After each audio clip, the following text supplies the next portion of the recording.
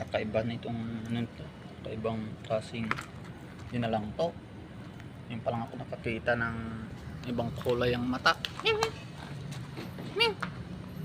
Ibang klaseng mata nito ay talagang mamamangha pag makita mo tong alaga na to. Grabe ay napaka ano niya.